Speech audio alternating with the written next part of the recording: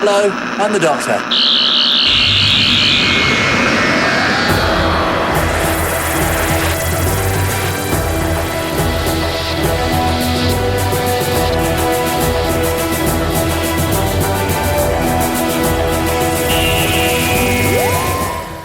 Hello Who fans and welcome to the Big Blue Box podcast. My name's Gary, thank you very much for joining me. This is episode 7. I hope you guys have been well. I've been up to much the last week or two since episode 6, but I have been really busy with the boring day job and all that kind of stuff, so apologies for no podcast last Friday. So yeah, I hope you guys have been well. This episode we're going to run through some newsy bits that have been with us. One that was come out the last couple of days, the other bits have been around for a week or so. This episode's Tardis Talk. I'm going to look forward to Series 8 with Mr. Capaldi. So I'm going to give you 5 things that I'm particularly looking forward to for that series. This episode's retrospective, a bit of a different one this episode. I'm not going to look back too far to the classic era, as I've done that for the past, well, since the beginning of this podcast really, so for the last 6 episodes they've all been classic, which is no bad thing, but I'm going to change it up a bit this episode and give you a bit more of a modern one, and then we're going to wrap. So first of all, let's kick off with the news. So this is kind of a surprising one to me, and it's around a poll as well, because I think polls are a very strange beast. In the last podcast episode, when I was joined by Adam Charlton from the Geek's Handbag, we were talking through a lot about the recent poll in the official Doctor Who magazine, and we were quite surprised by the number 1 pick. And there's been some more news about a poll that's been run by SFX magazine. So those of you who know the magazine, it's a very popular, mainly sci-fi, horror kind of TV movies magazine, and they run this. They've ran this. I'm not sure if they've done it before, but they've run through this poll to try and find out what the best moment in sci-fi, horror, and fantasy. To mark the 250th issue. So I thought that was quite cool, but the result is quite surprising. I mean, it's a good result, don't get me wrong, it's great for Doctor Who fans and the world of Doctor Who, but it's quite surprising. So they ran this poll, and just over 96,000 people had voted, so it was quite a hefty vote. The net was cast quite wide, and the winning vote was this moment of Doctor Who, and surprisingly, it's the goodbye emotional scene that happens in Bad Wolf Bay, when Rose, finally actually says the words to the Doctor that she loves him, and but because she's in another universe and the Doctor can't sustain enough energy to talk to her and actually reveal his feelings back to her, he kind of disappears, and it is very emotional. It's very sad, but like I said, it's kind of a surprising result for me, because is this possibly the best moment in all of science fiction and all of horror and all of fantasy? Is it the best moment?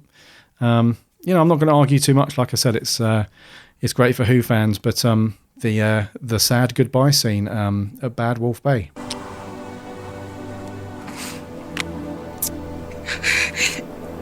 I love you. It's quite right, too.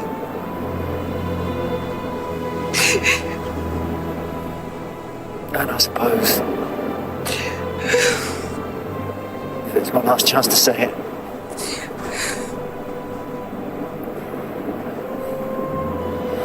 Rose Tyler.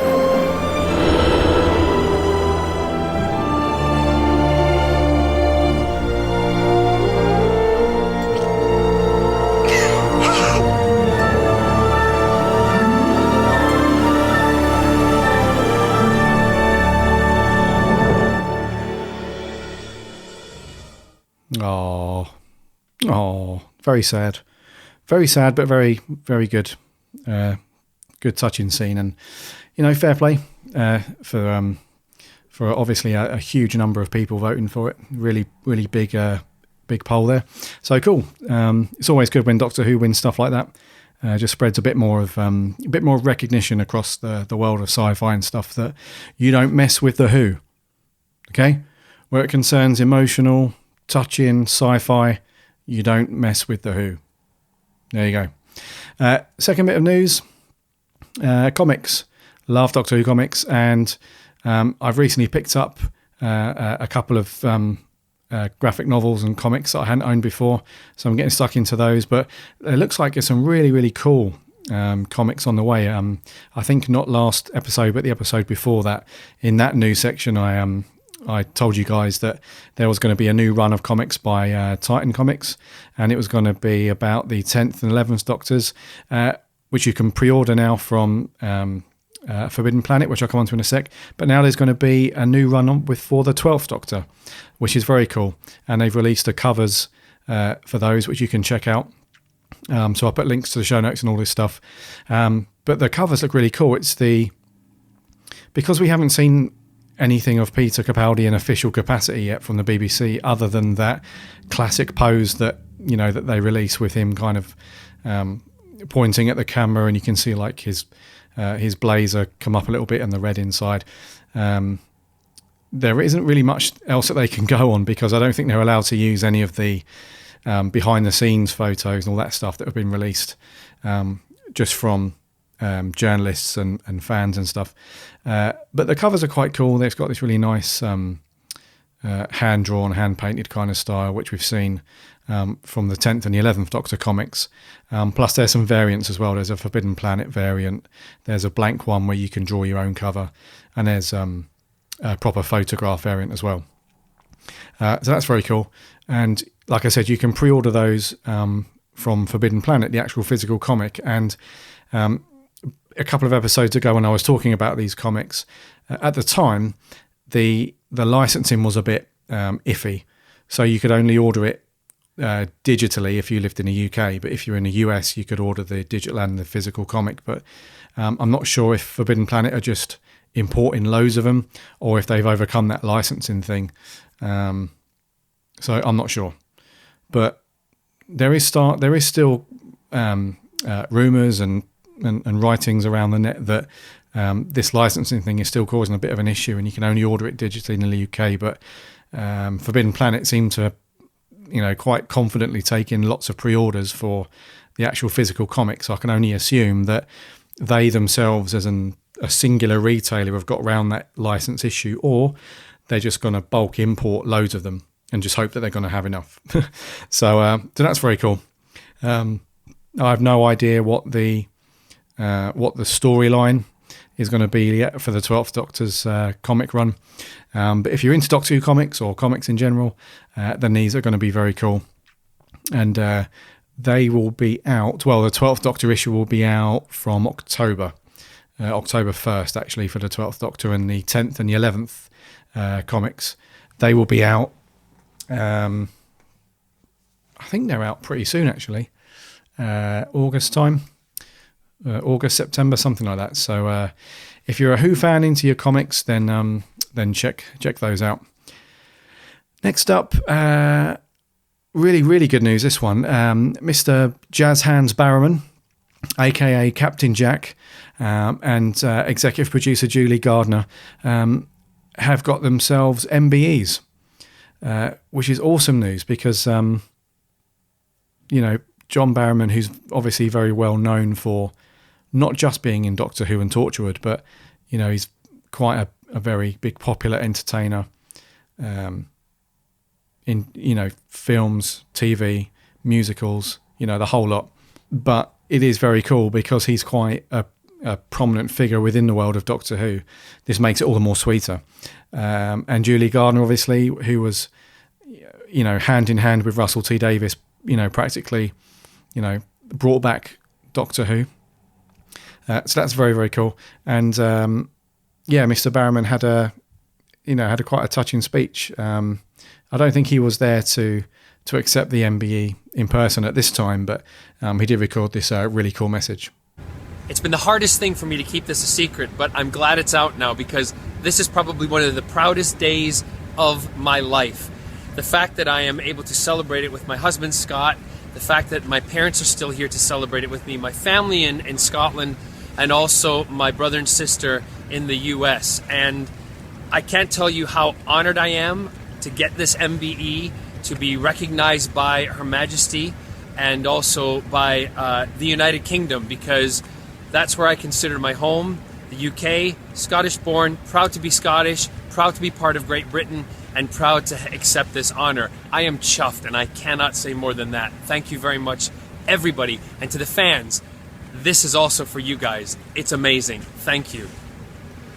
So Mr. Barrowman there giving a really lovely speech, which is really well deserved, because he has worked his arse off for the past, God, I don't know. He was earning his stripes when I was quite young, watching, what was it? Saturday morning TV, Alive and Kicking, I think it was, or something like that. And he was working his nuts off, because he was co-presenting that show in the morning, and then in the evenings he was starring in Miss Saigon on the West End. So from years and years ago, he's worked really, really hard. So really well deserved. He received that MBE for services to entertainment, as well as a lot of contribution to charity, which is very, very cool. And Julie Gardner, she received her MBE for services to the economic development of the TV industry in Wales. So that's very, very cool. Seeing as Doctor Who, since 2005, has been very much grounded in Wales and Cardiff, that's really fitting that she should receive that MBE for that. So that's really awesome news. So well done. Really awesome. Lastly, in the news, we've got the little bit of nugget of info about the Doctor Who experience. You've probably seen on the blog and the last couple of episodes that I've talked a little bit about this. In the episode before this, the last one, I gave you a review of my thoughts after visiting the experience myself, and it looks like they're going to give it a bit of a revamp to bring it up to speed with the new Doctor. So it's going to be closed for 6 weeks from the 1st of September. So what they're going to do in that time is all the exhibits and stuff, they're going to update and revamp everything to reflect Peter Capaldi, so that when the doors reopen, you should be able to go in and there'll be a whole, I'm thinking possibly a whole new intro section, which is currently has got Matt Smith running the show for that kind of interactive little video tour that starts the experience off. And so I'm assuming that they're just going to update that part of it. So it's Peter Capaldi doing it, and plus they're probably going to have some additional bits actually inside the props and the costume section and stuff. So that's quite cool, because if you have listened to the episode 5, where I talk about my when I went to the experience and some of the things that I thought were great and some of the things I didn't think were so great.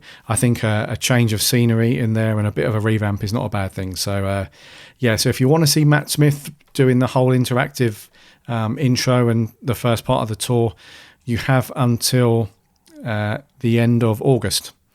So get yourselves over to Cardiff, check it out, and then after the revamp, it's all going to be focused around Peter Capaldi. So if you haven't checked it out yet, go and do that. And that will wrap for the news.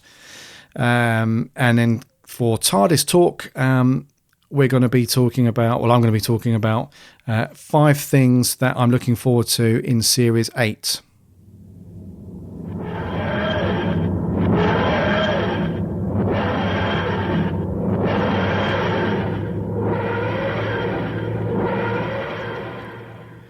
So, Episode 7's TARDIS Talk.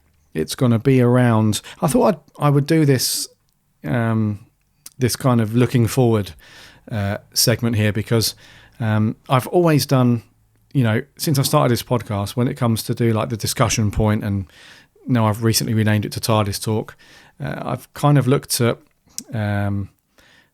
issues that are happening at the moment in Doctor Who. So I've looked at maybe a news article and I've expanded on that, or a personal review of something or something like that. But I thought in this one it'd be cool to actually do not review, but a kind of a looking forward piece. And I wanted to focus on the new series that's coming up later this year, Series 8, starring Peter Capaldi, because I haven't really spoken to that many people about it as yet. My excitement for it is kind of bubbling under the surface at the moment, and while I'm reading up on stuff and looking at all these set photos and tweets where people have been out to location and seen Capaldi filming with Jenna Coleman and all those guys, that's every time I see one of those posts or tweets, my excitement level does kind of go up a little notch every time. So I think by the time Series 8 rolls round and is ready to rock and roll, I think I'm going to be stupidly excited. So I thought I would put down 5 things, because everybody loves lists. We all love a top 3 or a top 5. So I thought I'd put down my top 5 things I'm looking forward to for Series 8 starting. And number 1 for me is kind of an obvious one. Is going to be Mr. Capaldi himself. I think that's the largest thing, that could happen for this new Series 8. It has to be the new Doctor. He has to be the focus, because when you had Tennant or Smith already had 1 or 2 seasons under their belt, when you were looking forward to the new series starting again, the Doctor himself wasn't so much of a focus. It was more about, is there going to be a new companion? Are they going to relaunch a monster from one of the classic eras? They're going to do something funky like that. Whereas, when there's a regeneration and there's a new Doctor, he has to be the focus. So, rightly so for me, that has to be number 1. And I've got to tell you, I'm really mega super excited about Capaldi. And I'm not just saying that because it's just a buzz at the moment, which kind of seems to be the thing with Doctor Who, doesn't it? That there seems to be, whenever there's a poll or a competition or something, it seems to be based around what's the buzz at the time. And I'm not saying this because, I'm just caught up in the hype and all that sort of thing. I genuinely am so looking forward to Peter Capaldi playing the Doctor. I think it's a genius choice to cast him in the role. And I just love there's 2 things that I love about Peter Capaldi, which combine to make such a great actor. And the first one is intensity. If you've seen Capaldi in anything else that's not been comedic in any way, that's wrong. Even things like when he was playing Malcolm Tucker and stuff, when it was, very tongue-in-cheek, awkwardly, passive-aggressively funny. Even then, he was very, very intense.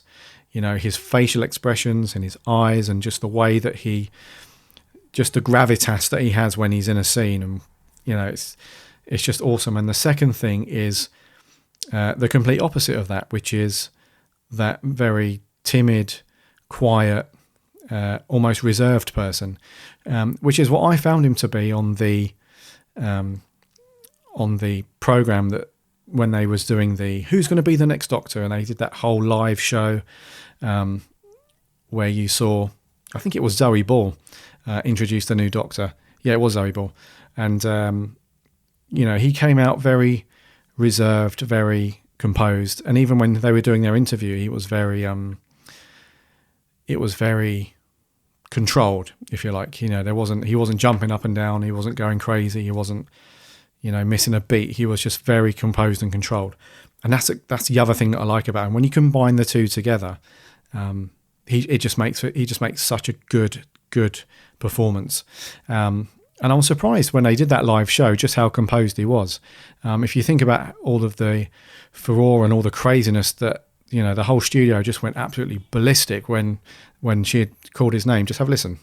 Please welcome the 12th Doctor, a hero for a whole new generation. It's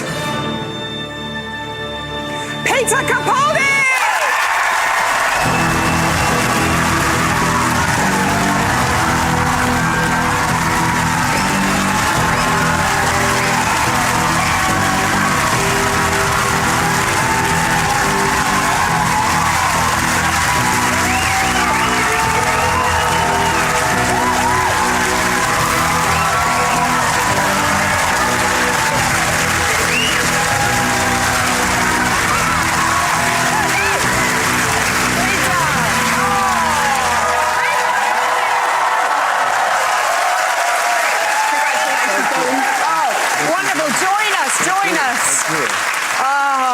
I think it's safe to say they like you. Yeah, I think it's safe to say that just the mere mention of his name blew the roof off the studio. Yeah, but even after all of that craziness and stuff, he was still very composed. So those two elements combined together, I think are going to make a really, really cool Doctor. Number 2 for me is just going to be just a complete different direction for the show, really. I think we've kind of come to a natural end to the whole storylines that Stephen Moffat had put forward for Matt Smith and so on. And I think it's going to be good just to have a completely new focus for the Doctor and a new, something else that we can invest in, really. So I'm really looking forward to seeing what the writers and what Stephen Moffat can come up with. And I hope it's something that's very, very different. Not just a case of, this is kind of like, the Matt Smith stuff, but it's just got a couple of extra bits that the Doctor has to do or whatever. I'm really hoping that they really give us something new for Doctor Who, because it's not just the storylines or the big story arc that went across the Matt Smith era. I think we need something just completely different, to really pull us out of that whole Matt Smith kind of look and feel and stuff like that. So really looking forward to see where they can take the show, because one of the cool things about being a Doctor Who fan is, it's a pretty safe bet that how long has the longest Doctor had the role for? Was it Tom Baker? But that was, that wasn't, mega long in comparison to the entire show. So the good thing about Doctor Who is it's a pretty safe bet that, after, on average, three series of being one Doctor, he's going to change and we're going to have something else. And I think, like I said, with the Matt Smith era, it feels like it naturally ran its course. So it'll be really interesting to see where they take the show. So that's going to be cool. Number 3, this is something small, something weird, but I still really love it. It's the title sequence. I know that sounds crazy. It's like you can't really be looking forward to it that much, but I really do. I really love the most of the title sequences that they come up with for Doctor Who. And I really, really liked the most recent one with Matt Smith, where they took the music back to so it reflects more of the classical era. It was very simple and very bass-led, and then the actual visual part of it was really cool when you saw just part of his face, which was I'm sure was a reference back to how they used to do it in the classic era. So, which makes sense because it was, the whole 50th anniversary thing. It kind of made sense. So I'm really looking forward to a new title sequence. I'm not sure what they're going to do with the music. Really not sure what they're going to do. If they're going to follow suit and put Capaldi's face in there somewhere. But yeah, really looking forward to that. Number 4 is going to be the development of Clara. Now, so far I've kind of warmed to Clara, I guess. I think she's quite a cool companion. But I get the feeling that we've seen very little of what her character actually is, because right now as it stands, I don't think she is much of a character. She seems to have been different things for the same purpose so far. And I'm not really sure, exactly what her long-term kind of deal is at the moment. So I'm really interested to see how they're going to take her storyline forward as a companion as well, because it's very easy to get caught up and swept away in everything to do with the Doctor and Capaldi and everything new and fresh. But we mustn't forget that Clara's been around for a couple of years now, and she's had a couple of cool episodes actually, and so really looking forward to see what they do with Clara. That should be cool. And I think we've got a couple of other new companions as well coming on board that we had advertised to us a few months ago now. It's been around for a while, but I'm not sure if they're going to be full-time companions or just drop in and out, so I'm not really sure. But yeah, Clara, that should be cool where they take that.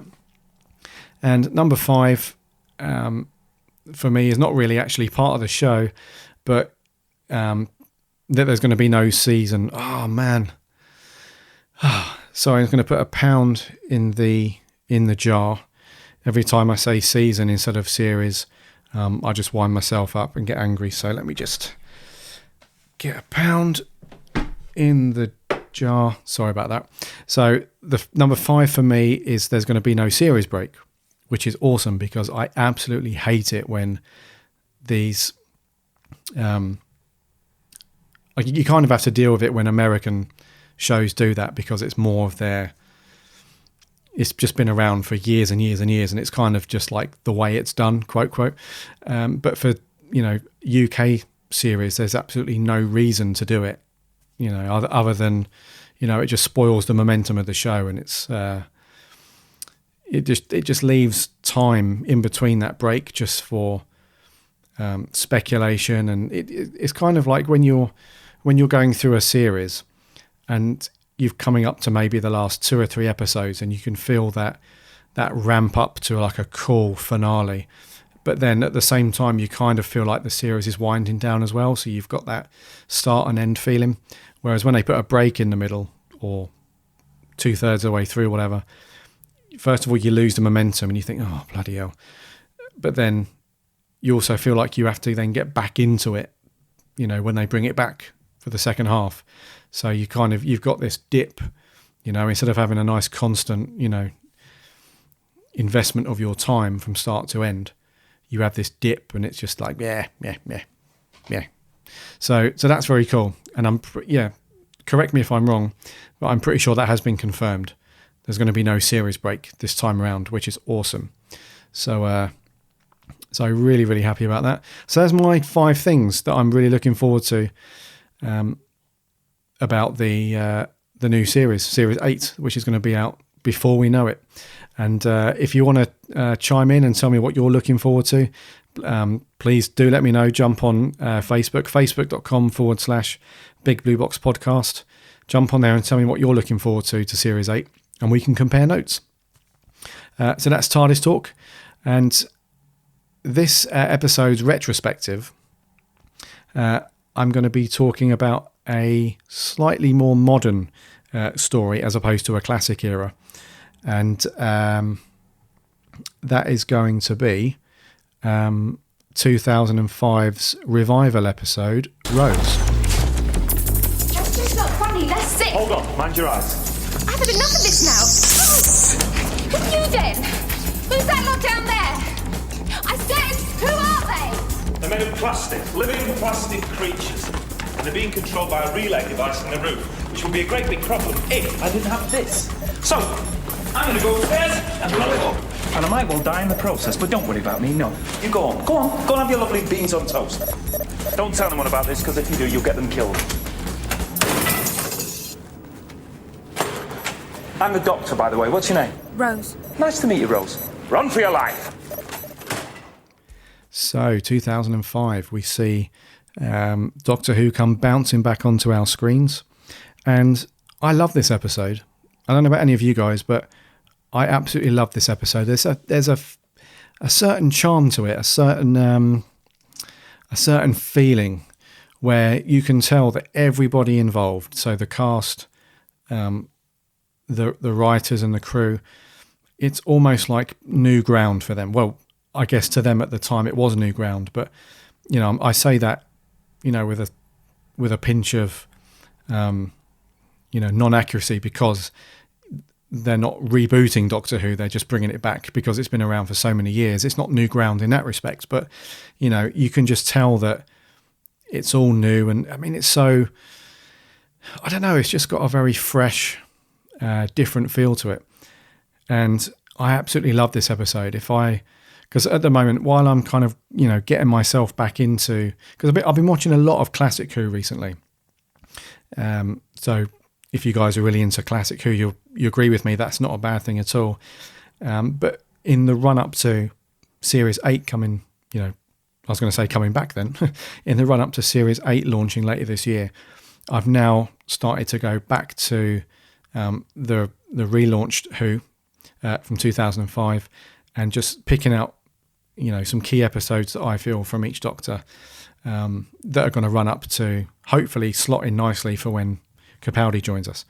And I always start with this one. If I'm going to start, checking out Doctor Who from 2005, I always go to this one first because it's like an unearthly child in some respects. It's that one episode where if it wasn't right and if it wasn't nailed completely, we probably wouldn't have it. So, and it just works. It just works. And the thing that I like about it is it doesn't try to accomplish the world in just one pilot or the opening, episode to a series.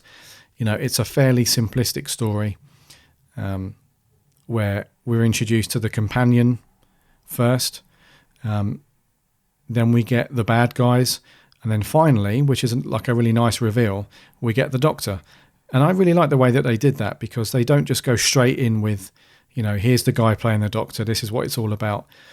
They had this level of assumption that you kind of knew what Doctor Who was, and you kind of knew what the setup was already. Even if you'd never seen Doctor Who before, surely, a lot of people, if you were tempted to watch this episode when it first aired in 2005 in the first place, then there's a very, very good chance that you would have at least heard of Doctor Who before. And that's what I like about it. They didn't just go in with because some I've seen a couple of TV shows before that have done that where they don't let the viewer go into it on their own steam and their own accord and work the setup and the plot and the characters for themselves. They give you almost like a tutorial of how it's going to work. Whereas this one, it just kind of eased you in. So like I said, you weren't introduced to the Doctor immediately. It wasn't shoved in your face that this is the Doctor and this is Doctor Who. They had a level of assumption about it that you kind of knew what was to be expected from watching it. And I love that about it. But then once the Doctor is, it doesn't take too long for him to be into it. Let's be honest. It's not like he's revealed at the end or anything like that. It doesn't take too long for him to get into it. But then once he does, it's just a very cool ride after that. And I really like Rose, Billie Piper in this. She's got this, she's got this naivety about her and this kind of like, what's going on? But at the same time, she's very assured and very non-phased immediately by stuff, So she plays the companion part very well, unbeknownst to her, because it's not until, right at the end of the episode that the Doctor offers, gives her the offer to go with him and travel and be his companion. But before that, when she's taken on the Nestine and Autons and stuff like that, she doesn't know that that's what a companion kind of does for the Doctor. She's just doing it and she's not really fazed by stuff. So she plays a companion really well. The overall story is pretty cool. I love the fact that they brought back a classic monster from a really, really good classic episode. So the Autons, which obviously we would have seen from Spearhead from Space with John Pertwee. That was a very cool episode. I loved that classic story. So I thought it was really fitting that they didn't go straight in, because they could have done this like way over the top. But that to me would have been forced. It would have been like would have been over over the top to try and please everybody. So they could have gone in with really big intro to the Doctor and what Doctor Who is about. They could have put Daleks in there, Cybermen, the whole lot, but they didn't. You know, they treated the entire first series as a proper series, and they just left it, you know, to me anyway, they left it at the right time to introduce those really big popular monsters from back in the day. So I love the fact that they brought back a really cool villain, but not one of the massive popular ones that you would associate with Doctor Who today, like Daleks or stuff like that. So the story's quite cool. The nesting consciousness is living under the London Eye. It's broadcasting to all these shop dummies and stuff. A doctor's onto it, gets Rose involved. Between the two of them, they crack it, and at the end, he offers her the chance to be his companion, which she kind of doesn't take at first because, you know, Mickey's giving it a bit of a whine, and you know, she's a bit unsure and stuff like that. But then, you know, the Doctor, you know, he puts the good sales pitch in there, and off she goes. And yeah, it's just a really cool. I mean, it really helps me that I love Chris Eccleston as a Doctor as well. I think he was so good, and I'm gutted that we didn't see more of him, and even more gutted that he didn't come back, which I'm not surprised about, to be honest with you. But I'm pretty gutted that he didn't come back for the 50th. But yeah, I really love him as the Doctor. I think he's got this very good kind of darker side to him, and yeah, he just makes for a very good watch. I'm not saying he's the best Doctor, but it makes for a really, really good watch. And some of the episodes from his first and only series are really, really good. Like I was watching one earlier today when I was doing prep for this podcast, which was the episode called, and I can't remember for the life of me what it's called now. The Empty Child. Are You My Mummy? And that's a fabulous episode. Really, he's really, really good in that. So Rose, really, really love this one. I'm not going to say if you haven't seen it, go and watch it, because if you haven't seen it, you probably won't be listening to this podcast. But it's one of those episodes where I can just comfortably dig it out and pop it on if I want some newer Doctor Who to watch, and I just want to go through and pick out a couple of episodes from each Doctor. So really, really, really love Rose. Rate it really highly. It's got a really nice charm to it, a nice feel about it. It's got that first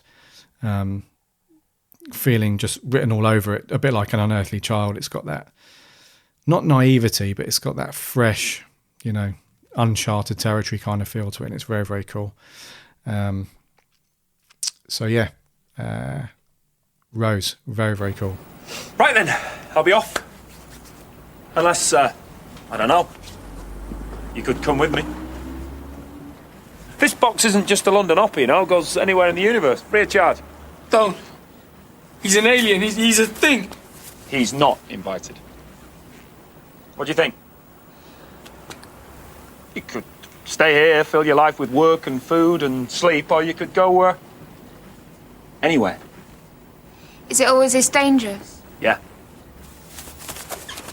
Yeah, I can't. I've got to go and find my mum, and someone's got to look after this stupid lamp. So. Okay. See you around. So that was the offer at the end of Rose, and I remember when I first watched this, and I have to confess, I wasn't into. I'm fully expecting a load of. You know, at this bit, but I wasn't actually into or watching Doctor Who when this came back in 2005. I'm a relatively newbie Doctor Who fan. I've been into it for about 4 years now, possibly 5 years, and so I wasn't actually into it when it's aired. But I remember when I did watch it for the first time, I was actually quite surprised that Rose didn't just jump at the chance to go and travel with the Doctor when he says, like, you know, you can, you know, come and travel with me, and you know, it's not just about traveling around London. We can go anywhere in space and time, and you know, she's got that kind of dragged down, got commitments, got ties kind of thing, and I was like, wow, I wasn't expecting that. But then, you know, literally within a matter of minutes, she's when I think he pops back up and he says, did I mention it travels in, we can travel in time as well, and that just kind of seals the deal for her. And I just thought that was awesome, really cool. And lastly, also what I love about Rose is the way in which the Doctor carries himself. Reminds me a lot of William Hartnell. So at times he's got this very stern, almost grumpy old man kind of syndrome going on, and I just think that's the way that he portrays the Doctor has got this really cool, almost like old beyond his time. And I excuse the pun, I really don't mean that like literally, but he's got this kind of old before his time kind of thing. And I think that that ties in really nicely to, how he's been affected from recent events, because in this very first episode, actually, straight away we get mention of the Time War. And obviously, as we've gone through the last few years of Doctor Who, and especially the 50th anniversary, we know obviously about the Doctor's struggle with himself and his decisions that have had to be made within the Time War. So he's kind of got that roughed up kind of, he's seen a lot of stuff, bad stuff over the last however many hundreds of years. And he's got that very kind of stern, grumpy old man, William Hartnell kind of stuff going on. But then we know literally within, a click of his fingers almost, he's got that zany, quirky, really, bouncing off the ceiling, energy about him, which I love. Really love Chris Eccleston. Really good Doctor. So, been checking out Rose. Really, really liked it. And I'm going to try and do a couple more kind of newer Doctor Who episodes in the retrospectives, and before I go back to the classic ones. So that will hopefully give it a bit more of a modern feel to the podcast, and also gives me more time to go and watch some classic stuff before I can talk about it. So that's Rose, that's a retrospective, and that is going to wrap for episode 7.